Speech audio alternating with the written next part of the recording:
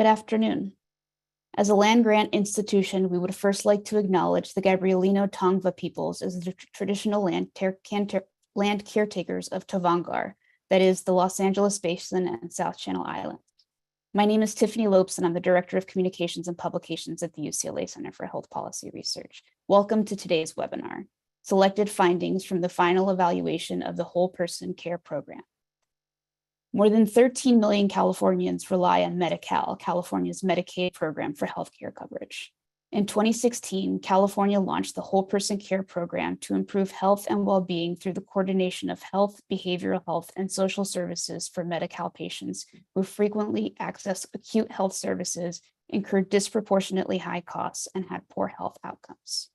The UCLA Center for Health Policy Research's Health Economics and Evaluation Research Program, led by Dr. Nadereh Pourat, was selected to conduct the statewide evaluation of the Whole Person Care Pilot Program. Today, Dr. Pourat will present select findings from the final evaluation of whole person care, which was released earlier this morning. She will discuss some of the changes to health service utilization of enrollees and associated costs, as well as program achievements and challenges. The evaluation findings describe a major and expansive effort in California to address the needs of the most vulnerable Medi-Cal beneficiaries who are high utilizers of services. Today, we are also joined by Deputy Director of Healthcare Delivery Systems for the California Department of Health Care Services, Susan Phillip. She will discuss the relevance of the findings for California Advancing and Innovating Medi-Cal, better known as CalAIM, a multi-year initiative to initiate overarching policy changes across all medical delivery systems. Next slide, please.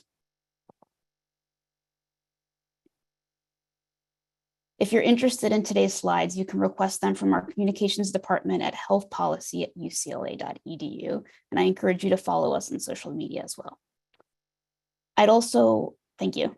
I'd also like to take a moment to let you know about an upcoming event. On Monday, February 13th, we will host the 2023 E.R. Brown Symposium. This year's theme, Addressing Gun Violence as a Public Health Epidemic, will bring together researchers, advocates, policymakers, community leaders, and other critical voices working to understand and stem gun violence and sharing new research and perspectives to inform policy and programs to increase public safety. California Attorney General Rob Bonta will provide the keynote address, and we've got a really great lineup of speakers from Brady, Hope and Heal Fund, the LA County Office of Violence Prevention, Urban Peace Institute, and much more. I will post the link in the chat in a few minutes for those who are interested in attending. And now let's begin today's discussion with Dr. Nadereh Pourat. Thank you, Tiffany. Welcome, everyone. Good afternoon. We're happy that you were able to join us as we are wrapping up this extensive evaluation of the Whole Person Care Program. I wanted to quickly acknowledge all of the evaluation team that you can see here: my colleague Emmeline Chung, Brenna Amasta, Liane Haley, Zhao Chen, Wei Hao Zhao, and Membre Haley. To begin with, we'll describe the Whole Person Care Program really briefly. It is a program that was implemented under Medi-Cal 2020 Section 1115 Medicaid waiver that allows the state to conduct demonstrations to make changes to the Medi-Cal program that would improve healthcare delivery and achieve other desired outcomes. The broad waiver aims were transform and improve the quality of care, access, and efficiency of healthcare services for Medi-Cal beneficiaries in the state. And there are two worthwhile programs worthwhile mentioning. One was that were concurrent with the program. The first one, the PRIME demonstration, occurred at the same time under the same waiver mechanism, and it was an effort to actually make changes to public hospitals in the state to deliver care to Medi-Cal beneficiaries broadly. But it does show that the effort was more comprehensive than just trying to help patients improve their health and outcome, but also work with providers of services to address issues at that end. And the second program worthwhile mentioning is the Health Home program, which was implemented under a different authority, but it is very relevant to whole person care because it was also looking at a somewhat similar approach with some differences in how to manage the care of patients who are high need and high cost. And there were distinct programs.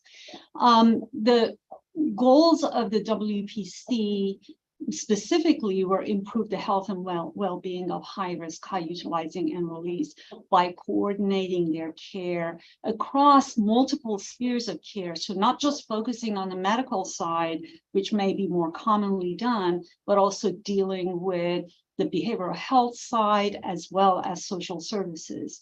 The specific goals of the program that were specified under terms and conditions were what you see here, included collaboration with partners, coordinating and care across the different spheres, reducing inappropriate emergency and hospitalizations, and collecting data and sharing it across partners, improving housing and health outcomes broadly. The program was implemented through 25 different pilots that operated in multiple counties. One of the pilots dropped out early because they were not able to implement the program. So 26 counties still participated. 2 of them were working together under a single pilot. As the program was requiring, partnerships were established between county agencies and a whole host of different community as well as other agencies of the county, typically led by the county health agency. I'll explain a little bit about that soon. And then an important point to remember is that each one of the pilots had while there were standardization of certain aspects of delivery, there was still plenty of flexibility given to the pilots because the needs of counties would differ, and this allowed the pilots to customize locally to address the needs of their population. In terms of who was part of the demonstration, the program language was target beneficiaries, and these included some categories that are broad, high utilizers of services, and then other categories, including those experiencing homelessness or at risk, those with serious mental illness or substance use disorders, those who were justice involved, in other words, recently incarcerated and needed specific services to transition them from the institution back to the community, and then a population that had multiple chronic conditions. These were categories that the pilots were able to choose from, where they wanted to focus their efforts. And then later on during the pandemic, another category was added, particularly focusing on individuals that were impacted by COVID, maybe long COVID or other aspects of related to the condition that might have impacted them. Quickly on the implementation timeline of the program, the very first year of the waiver was for everyone to get all of the pilots selected and onboarded, and then following that, from 2017, beginning of 2017 to the end of 2020 was the original timeline for the pilot. However, because of the pandemic, the pilot was extended for an extra year, particularly because the state wanted to transition this program into the CalAIM effort that was mentioned earlier, and that additional year allowed for that transition of services. So the time period that this current report is covering is from 2017 all the way to the end of the extension, and so we'll talk about some of those findings.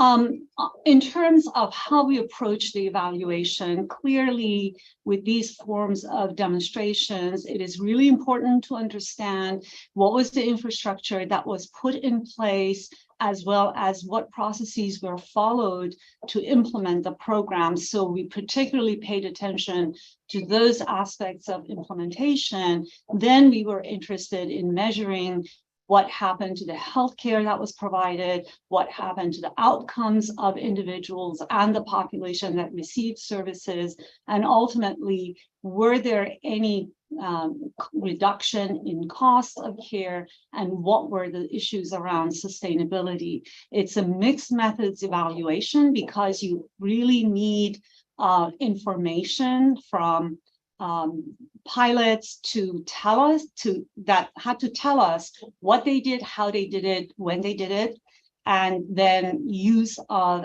existing administrative records, particularly Medi-Cal enrollment and utilization data, to look objectively as possible at the outcomes of the program. And here you can see all the different data sources that we use. I'm not gonna, I don't think it's necessary to explain them, but feel free to go to the report that's being released today, and you can see all of the detail about these data sources. So I'm going to cover some of the broad general findings of the program really quickly. As you can see here, the program enrolled a large number of individuals, including by the end of the program, cumulatively and unduplicated, just under 250,000 enrollees that were touched by the program. So they were enrolled at any point during the time frame that we're looking at. And so that's the green arrow, green line that you're looking at.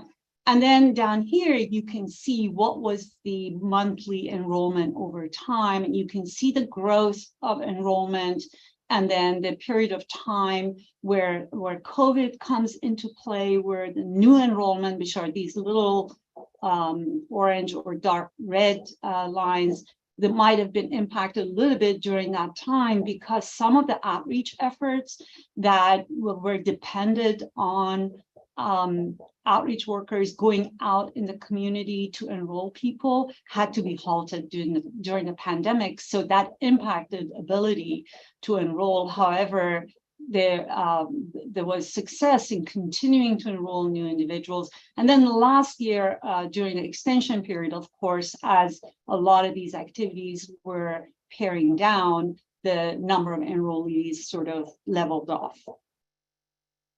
Moving on to a little bit of understanding of how enrollment was actually the length of enrollment, as well as whether there was churn in the number of individuals that were enrolled and then disenrolled. You can see on the left-hand side that there were about 54% that were enrolled, presumably benefited from the interventions that were provided, and therefore were later disenrolled. There were some individuals that remained continuously enrolled, most likely representing those that had the highest need, or perhaps more complex or very complex profile, and then individuals that were enrolled, disenrolled, came back more than once in some cases. In terms of length of enrollment, you have the largest population, the 38% enrolled for much shorter time than others. And you can see there's some people at the very tail end that were enrolled longer. And when you think about the target population, it does make sense that there are some individuals that really don't need extensive or long-term intervention, and some individuals do need that. Looking at what was it that was actually offered by the program, and you can see that all of the pilots provided transportation, benefit assistance, housing support, care coordination, outreach. Of these, housing support and care coordination were particularly required. So care coordination was the actual, important effort and the focus of the program and the housing support, but you can see the pilots chose to provide additional services because they mattered in order to get these. This is really reflecting the needs of the population, health education, legal services, and all of these other services. Two other ones that are worthwhile mentioning, medical respite and sobering centers, are particularly relevant to improving outcomes for patients. Medical respite to make sure that patients that, for example, are discharged are not back on the street or go home without any support and then come back to the hospital. Sobering center to reduce the need for observation of people who might be experiencing overdose and preventing them from going unnecessarily to the emergency room. Looking at the utilization of these WPC services, this is reported by the pilots in terms of who received what kinds of services, and you could see that nearly everyone, 91%, received care coordination services, and then the number of individuals that received other services is a little bit lower, keeping in mind that while it is the crucial, the main, most important element of the program is care coordination, there are still some individuals that may really not need that service. That's why you're not seeing 100% on some of these services. So it has to be appropriate to the need. Next, just the demonstration of how this massive effort was funded. That's really just to give you an idea of the program expenditures and the by pilots. I think overall amount was $3 billion to start with, and I believe, and I can get corrected later on that, but the extension was additional dollars, the extension period.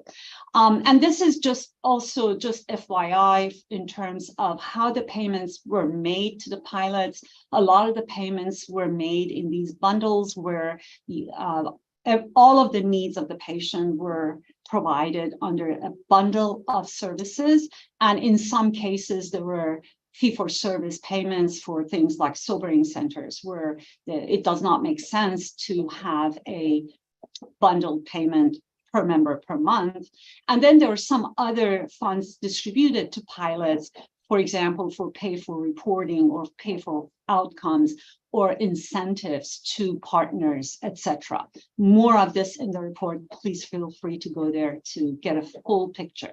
Now I'm going to move into some of the select findings. The goal one of the program, of course, is increasing integration and collaboration between whole person care partners. This is rephrasing of what I showed you a little bit earlier, so don't be surprised if it's not exactly the same language, but just looking at how the partnerships were developed under the program, you can see that pilots pulled together a total of 543 participating organizations, and it ranged between pilots. Some pilots had more, some had fewer, but in terms of their involvement, the great majority were very actively involved, participating in planning and implementation, and some had less involvement, but that really has to do with what kind of organization they were. This one just shows you that there were two types broadly: community partners and county agencies. You can see the breakdown of county agencies, and 58%, the majority, are actually community partners. And you can see here what type of community partners were included. And again, when you think about why these type of organizations are included, it is really to do with what were the needs that the pilots need to answer. For example, social service partners and housing and homeless support services, etc. In terms of this is from the qualitative findings, when we actually talked to all of the pilots about what were the elements of success, or just how they did things, the points that really stood out to us. If you want to have successful partnerships that are engaged, you have to have regular communication. You may want to do, specific case conferencing so that you actually can focus on the needs of patients that are perhaps unique or need to be customized, and also making sure that you provide incentives for participation and data sharing, particularly because a lot of social service organizations may not have the infrastructure to do that kind of work, and data sharing is crucial in this under this program. So goal 2 was indeed improving data collection and sharing among WPC partners. And when we looked at the information that was available to us, one of the most important things that they did, because none of these organizations are, on single data sharing platforms to start with, it was really important that there was a universal consent form that was established so that administrative burden is reduced as much as possible. Having a memorandum of understanding, having business associate agreements with key partners to smooth out. Those were other strategies employed. Having electronic management platforms, particularly for care coordinators who had to know what's happening to the patient. Are they in the emergency room? Are they where are they and what they need and how their care can be managed, and then providing real-time alerts. Those are some of the important strategies that were very relevant and needed. We looked at all of the, what the pilots reported in terms of challenges and successes, because a lot of this effort had to be done from the beginning of the program. A lot of these things didn't exist. So not being able to get the necessary data, getting buy-in from partners, and implementing those systems were significant challenges. You could see a lot of pilots reported those, but then you can see the successes were just about everybody was able to find a way to overcome those challenges. Moving on to the third goal, which is increasing coordination of data for high-risk, high-utilizing beneficiaries. One of the really important aspects of this program is that you had to establish multidisciplinary care coordination teams. You had to have people with different levels of expertise involved in these care coordination teams in order to deliver what was needed. Housing navigators, social workers, nurses. One of the really interesting features was employment of community health workers or other staff with lived experience, people who had been there and could understand what happens, for example, if someone is just released from the jail and what they need. How do you connect with them? How do you help them? Just transition them immediately into the services that they need or into help them get housing, etc. And then you can see that the caseload varied quite a bit. Average was about 25 per enrollees, but it really depended on the level of need of the individual. Moving on to some of the frequency of different care coordination strategies that are really important. I just mentioned the importance of warm handoff, importance of providing transportation to individuals that really need that service to get to the care that they need, co-locating mental health or housing staff. For example, one of the counties had a staff person at the jail so that they can actually identify individuals that are being released and help them right then and there. Using tiers of care coordination to match the level of need based on intensity. These were really important strategies that are mentioned. So moving on to the fourth goal, speaking really quickly, we have a lot of material. I do apologize. Hopefully we can deal with some of these in Q&A, or feel free to add questions and you'll get some answers. So the fourth goal was increasing access to care, reducing emergency department or ED and hospitalizations.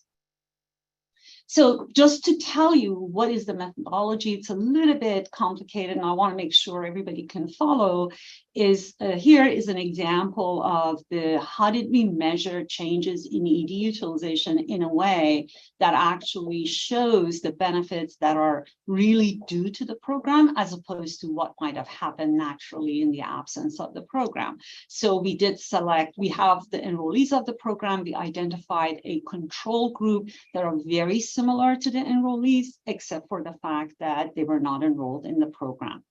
And we looked at the trends in utilization over time. In this case, we were looking at ED visits per 1,000 beneficiaries per year. And you can see we were looking at trends 2 years prior. So this is our intervention group, I believe, the enrollees. So you look at the trends, what was happening before, what happened during the program, and then same trends for the control group presented by the green bars.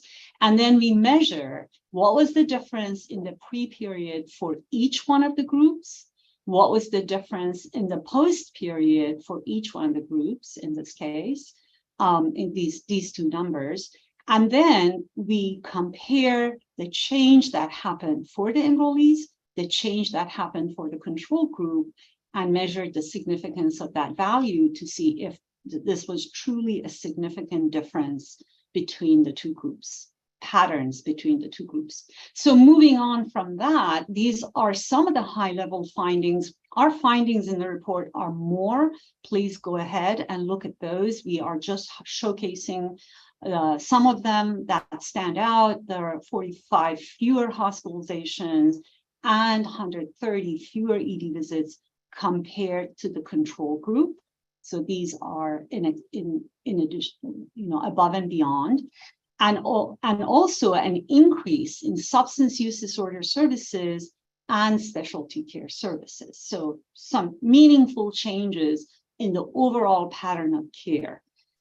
We also attempted to measure the amount of potential savings to the program. We really are not able to look exactly at all of the program expenditures, but what we were able to do was to look at the claims and attribute a dollar amount to those claims, therefore what we estimate to be payments for the program, and then measure changes in payments. So we looked at changes in outpatient, and you can see a decline, changes in ED visit payments, hospitalizations, and also we looked at outpatient medication. In this case, there was an increase, and an increase in some of the residual services, excluding long-term care, that did not change. The overall amount that we estimated was declined per beneficiary per year was $383. Please don't try to add these numbers together because these are estimated a little bit differently. This is the overall amount. The other important thing that we needed to understand was, well, were there any subgroups of patients that may have benefited differently from the program? And what we did here is look at the level of complexity of the individuals. We separated those who were medically complex or were at risk, but their care was not complicated by substance use disorders, severe mental illness, or experiences of homelessness. So when you compare the two populations, you can see that indeed both of them, both categories experienced fewer ED visits, fewer hospitalizations, and a decline in expenditures. But when you compare the amounts, you see that for those whose care was who were very complex, they had all of these other conditions in addition to potentially being medically complex, there was a lot of decline in ED visits and decline in hospitalizations. but the amount of dollars that were declined was a little bit lower than the group that were medically complex.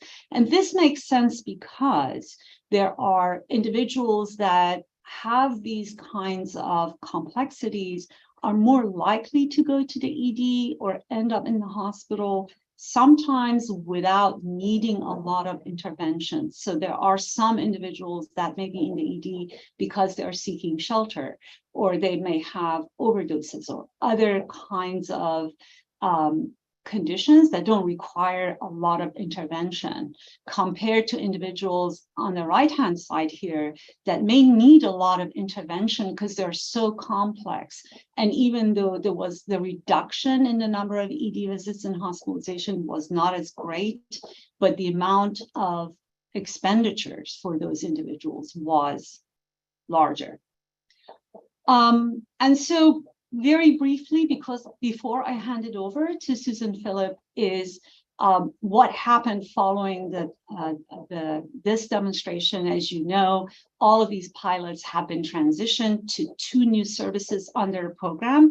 I'm not going to get into the detail of those, but I think the most important thing that I think is worth mentioning at this point is that you really need to look a little bit below the surface at the characteristics of the population that receive these kinds of services and figure out whether or not you want to modify the program to address their needs better.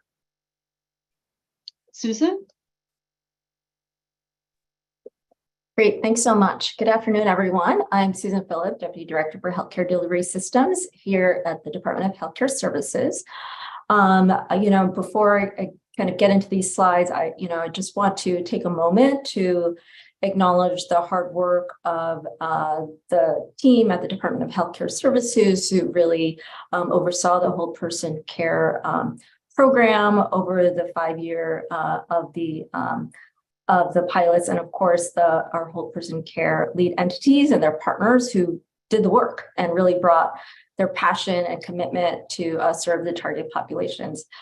And I also just want to thank, of course, the UCLA evaluation team for this really robust and independent evaluation. It's really great to see this evaluation so we can learn from the whole person care pilot efforts in the systematic way. So I wanted to cover CalAIM and really specifically hone in on the couple of initiatives that Dr. Pourat had flagged already related to ECM and community supports. And I also wanted to talk about PATH, which I'll talk about in a little bit. So I do have quite a few slides. I'll try to go through them at a reasonable pace and leave some time for questions. Okay, we can go to the next slide. Okay, so we hear this acronym CalAIM, and that stands for California Advancing and Innovating Medi-Cal, as many of you know. So this really is building on years of investment and experimentation through these pilots and really drawing on lessons learned. Just the idea is that it's really our effort to fundamentally transform Medi-Cal and really moving from this notion of a healthcare system that focuses on a traditional healthcare provider, working in their silos, to really thinking about, partners in the community that are really needed to engage to serve our Medi-Cal members in a holistic way. So really, how are we engaging community-based organizations and our social services partners to really deliver that whole person care set of services? So it's really trying to take, the successes of these pilots and scale it statewide. Okay, so we can go to the next slide. So as Nadereh mentioned, we do have the notion of CalAIM, again, is to build on pilots and the lessons learned. So we talked about whole person care, of course, and Nadereh alluded to the health home program, which also ran in parallel. And so both of those were really key foundational pilots that we learned from to design CalAIM. And you'll see certain themes from the findings that we heard as part of the whole person care demonstration that you'll see reflected in the way we design ECM and community supports. You'll see that in the next few slides. So let's go to ECM and community supports, and this is just a high-level overview of what this is. So this was really launched under CalAIM. So CalAIM, just for context, we had there was a Medi-Cal 2020 waiver and CalAIM, the new waiver, which was approved in December of 2021, runs for 5 years, and that is where we have our CalAIM initiative. So it's under the 1115 demonstration as well as 1915B waiver have components of CalAIM. And ECM is really a new Medi-Cal benefit under CalAIM designed to support this comprehensive care management for members with complex health and social needs. So, you know, we're talking about folks with high needs that often must engage with multiple, you know, delivery systems to access care, you know, primary care, specialty care, dental, you know, mental health, substance use disorder, long-term services and support. So really, folks that need that that high touch and really high touch and in-person set of services to help them navigate the system. ECM is really intended to be address both clinical and non-clinical needs. So I do want to emphasize that point. And again, it is really intended to be high touch and meet the members where they are, right? Whether they be in their homes, whether it be in their residential facilities, in their doctor's offices, if they're homeless on the streets. So it's really intended to be high touch and meet the members where they are. And then I also do want to point out that ECM is actually part of a broader population health management strategy under CalAIM, which I'm not going to get into, but the whole notion of the population health management strategy is to really design care management interventions to meet the needs of the members. And ECM is for those individuals that need that really that high touch and have those intensive care needs. So community supports refers to a set of services designed to address social drivers of health and advance health equity. I'm going to get into a lot more detail of what that means.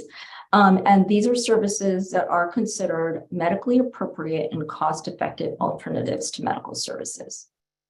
Okay, so we can go to the next slide. I'm going to switch back a little bit to ECM really quickly. And I talked about a few aspects of ECM that you see on this slide. But I do want to point out these few core services that are foundational to enhance care management. And these are services that ECM providers have to be able to provide in order for them to be considered ECM providers under the Medi-Cal program. So this includes outreach and engagement, includes comprehensive assessment care planning. It includes enhanced care coordination, not just among healthcare services, but also among social services and social services and supports. It includes member and family supports when needed, health promotion and education, really to enable members to engage in self-management. And finally, a comprehensive transitional care, which would occur, you know, when a member, an individual is really transitioning between healthcare settings. We can go to the next slide. So as I mentioned, ECM is really intended to focus on individuals with high needs, and we're calling that the set of populations that are eligible populations of focus. So you'll see a lot of the same themes that were in the target populations that the pilot programs had designed. And what we, in designing ECM under CalAIM, we really took a phased-in approach. You know, we knew that, you know, we couldn't just have everything go live all at the same time. I really needed time for our delivery system to build up capacity and to build up that infrastructure and capacity to address the needs of the different populations of focus. So the first set of population really to go live is under, as Nadia mentioned, the whole person care and health home counties. Those went live January of 2022. And those for individuals that and families experiencing homelessness, folks considered at high risk for avoidable hospitalization and emergency department utilization, so high utilizers, and then individuals with serious mental health or substance use disorders. So those are the folks that really went live January 2022. And then for the whole person care and health home counties, and then went live statewide July of 2022 for those populations. And then January of 2023, the populations of focus that just went live are individuals, adults living in the community who are at risk for institutionalization. So these are folks that could be at risk for long-term care in nursing homes. But, if they are provided that enhanced care management, they could reside within the community safely. So that's one population of focus. And then there are the other one related are individuals that are residing in nursing facilities, but could safely transition back to the community. And so that's another population of focus that went live January of 2023. And we are targeting this coming July, children and youth as a population of focus. So these would include children in who are welfare involved, such as children in the foster care program and children with specific chronic conditions and high needs. And then we have populations of focus coming live January of 2024.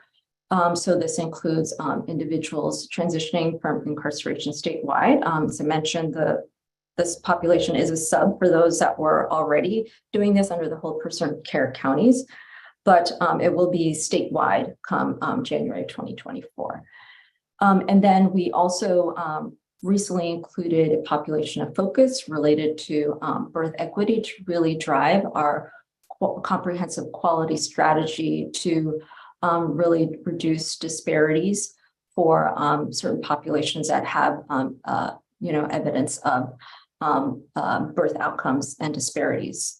So that's another population of focus that we're currently designing and will go live in January of 2024. Okay, so we can switch. So this is just a visual to show that when the counties went live in 2022. And so, we can go to the next slide. So I wanted to focus on community supports now. Community supports include 14 pre-approved set of community supports that managed care plans are encouraged to, but not required to provide. And what does that mean? So ECM, I should point out, is a benefit under the Medi-Cal program, and managed care plans are required to provide that for our Medi-Cal members that are that receive Medi-Cal through managed care, which is over 90% of Medi-Cal beneficiaries do receive Medi-Cal through managed care in the state of California. So ECM is a benefit, whereas community supports is, again, managed care plans are encouraged to, but not required to provide that at this point. So these are considered, again, substitutes for utilization of other services or other settings, such as hospitals and skilled nursing facilities, set of services, or emergency department use. From the findings that Nadereh presented earlier, you saw that one of the findings was a potential reduction in emergency department use. So in us selecting which community supports can be provided under CalAIM, we really took a look at those services that could be considered to be a substitute for other healthcare services. So for example, recuperative care, also sometimes referred to as medical respite care. So that could really help folks who, for example, who might be in the hospital, may no longer require hospitalization, so they could be discharged, but they still need time to heal from their injury or illness, but maybe they don't have a living environment that's stable or safe. And because of that, it could exacerbate their condition.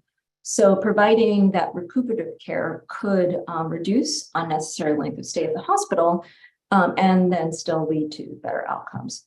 So that's an example of how a community support could lead to substitution of certain services. So I'll just go to, I see the time, so I will move it along. We can go to the next slide. So these are 14 the services that I mentioned that are approved. The links here provide a lot more detail of what these services are, who's eligible, and further guidance on that. As I mentioned, that plans are not required to, but may offer these, and we have seen take up across the state by every managed care plan to offer some community supports in all counties. So the ones that we have seen quite a lot of take up is medically tailored meals and medically supported foods and the housing suite of community support services. Okay, now we can switch gears here. So, as I mentioned, this is a lot of services that we are wanting to encourage the delivery system to offer. We want to ensure that the delivery system has time to build up capacity and infrastructure. And we know, it's not going to all happen on the same day, and there really needs to be that phased in approach. So what we have done here is create a program called PATH, stands for Providing Access and Transforming Health. And it's a 5-year, $1.8 billion initiative to really build and scale the capacity necessary to ensure successful implementation of CalAIM, and really maintaining also the infrastructure and investments that have been built under whole person care as well. So we intend these dollars to flow directly to community-based organizations, providers, county agencies, local governmental agencies, tribes. So this is really intended to build capacity directly to providers. We can go to the next slide. So this slide provides a quick overview of the key initiatives under PATH. And I'll just walk through this slide, and then I think we'll pause after this. I have several slides after this that provides a deeper dive into each of these key initiatives, and also provides links so you can go to our website and learn more about each of these initiatives as well. But I do want to flag a couple here. So collaborative planning and implementation. So the notion here is that there are dollars under PATH that are really intended to support regional collaboratives. So collaborative planning and implementation groups at a regional level, which could include managed care plans, providers, community-based organizations, counties, public hospitals, tribes, really anyone that's interested in really promoting readiness for enhanced care management and community supports. So we, DHCS, working with our third-party administrator, has identified facilitators in the different regions, and those facilitators have been selected. And now we have kicked off the regional collaborative planning efforts just in January. So if you're interested, you can go to our website and register to be part of the collaborative planning initiatives. So you can just register, provide some high-level information, and then if you want to sign up for a specific one, you will get more information on that, or we can match you to one in your local area. So the next initiative is called CITED, which stands for Capacity, Infrastructure, Transition, Expansion, and Development. Easy to remember the acronym. So these are dollars that are really intended to be provided directly to organizations that are looking to build infrastructure and capacity. It's application based, so we had a pretty detailed application. There's strict rules on what the dollars can be used for. It really has to be tied to building capacity for ACM and community supports. And so we received a number of applications this last round, and we just announced the first round of awardees just 2 weeks ago. So you can go to our website and check that out, but we just awarded $119 million to 98 organizations statewide under round 1A. And so there'll be multiple rounds offered through 2025, and there will be additional opportunities for applications for organizations interested. And the next initiative I wanted to make sure folks were aware of is a technical assistance marketplace. So, we've heard a lot about the need of organizations to understand, say, for example, how do I contract with a managed care plan? What are the billing systems that's necessary? So all of those types of questions and that technical assistance, those will be addressed through TA marketplace vendors that will be available in the TA marketplace. So that website just went live January 31st, 2023. So just a couple of weeks ago, and we have TA vendors that DHCS and our third-party administrator reviewed and approved.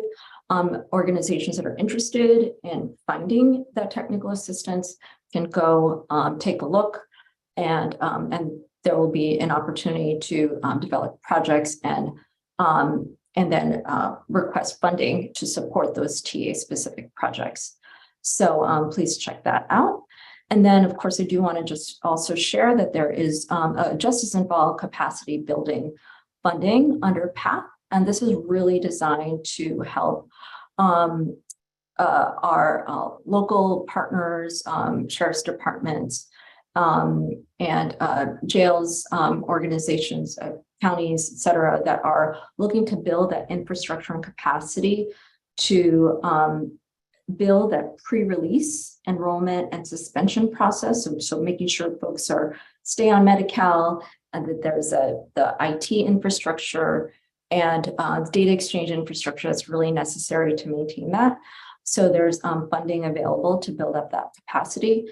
And there's also dollars available to really build out a suite of justice involved initiatives under CalAIM as well. So that's the quick version there. Again, more information available in the slides here, and can go to the website that'll provide additional information. Feel free to send questions as they come up. And so with that, I'll turn it to Tiffany. Thank you so much, Susan. And thank you both for a very thorough presentation. I don't know if you can see, we have a lot of questions that are coming in the Q&A and the chat. We have some folks from the evaluation team that are going in and answering some of those questions, but let's get through some of these. We've got about 7 minutes, so we'll try to get it done quickly. Are there any plans to publicize CalAIM benefits to public health departments beyond behavioral health programs? This person says, I work with communicable disease programs, and so far no one I've talked to in numerous counties have heard of CalAIM. Many clients they work with diagnosed with communicable diseases intersect with the populations of focus for CalAIM. What is the best way for public health staff to connect their clients to care? Medi-Cal eligibility workers, MCP contacts, local providers. Yeah, so certainly the managed care plans is definitely one. So again, our Medi-Cal members are tied to a managed care plan in the region. So the managed care plans are really supposed to be the first point of contact. So I'd really encourage reaching out to your local Medi-Cal managed care plan, and that organization, that entity being the first point of contact.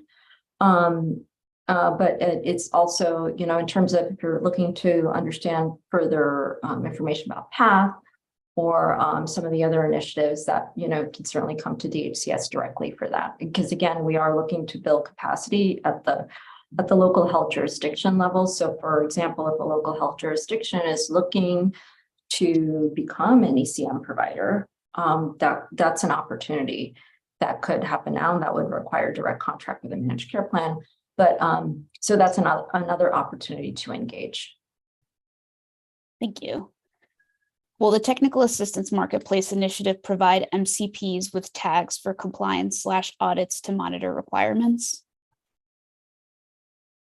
The TA marketplace is really, the audience is really our CBOs, providers, and organizations that are looking to contract with managed care plans. So the audience is really providers, not managed care plans.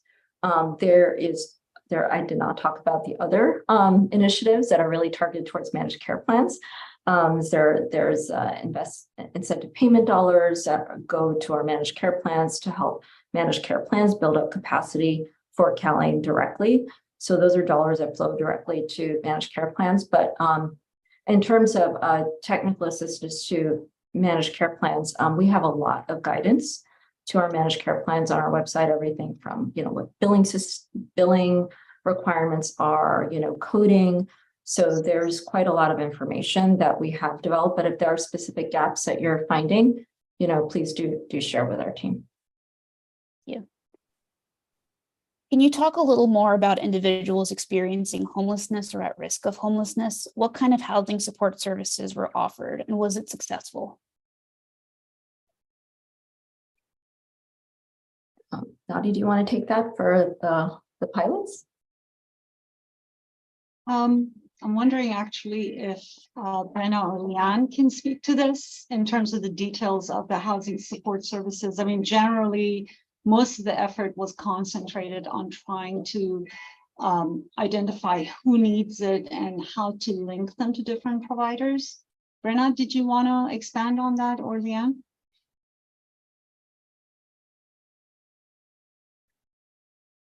Great. So Whole Person Care did not provide direct housing funds, but they could have provided funds for first month's rent, security deposit, helping with any move-in cost, furniture, things to make people feel more comfortable. There were a lot of housing navigation services, making sure that people were connected with the correct types of housing. So maybe if they had a disability, making sure that they had accessibility in their housing options. Overall, I would say, pilots felt that they were able to make some successes in this area. Thanks, Leanne. So this is a two-parter. This person says, thank you for sharing about this comprehensive evaluation. Were economic evaluations such as a social return on investment analysis also conducted to better understand the value of investing in the social determinants of health in a coordinated way? And then was health equity explicitly measured or operationalized, such as by using any equity indices or frameworks? Right, so the answer is no to both of those at the time. Remember, our effort started way back in 2016. So at the time, we were not required to do a return on investment analysis. I think there's a lot more needed to do that kind of work. And our data, we were relying primarily on the administrative data that are not the best source for that kind of analysis because they have limited information. And then we also did not do analysis by race ethnicity. For example, under this particular evaluation, that was not our charge. That, as I understand, is definitely an area of interest for the state.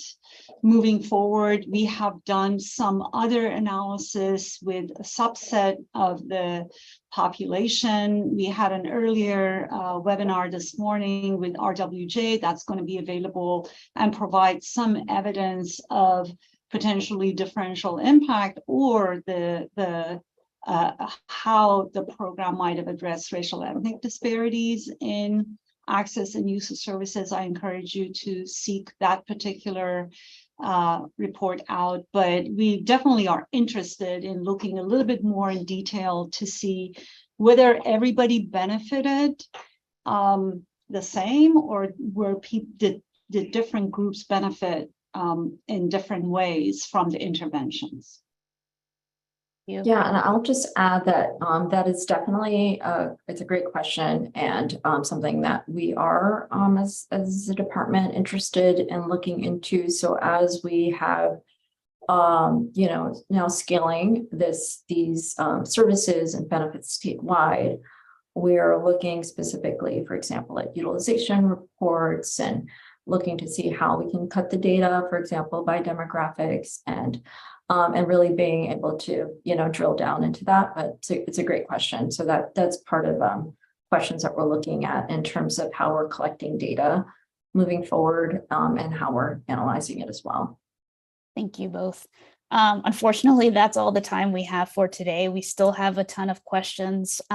So if there's something that you do want us to get answered, if you can just email us at healthpolicy@ucla.edu, and we'll try to get your question directed to someone who can help. Again, if you want a copy of the presentation or a link to the YouTube recording, you can also email us at healthpolicy@ucla.edu. I just want to thank you all for attending this month's webinar, and thanks to the presenters. I hope you have a wonderful rest of the day.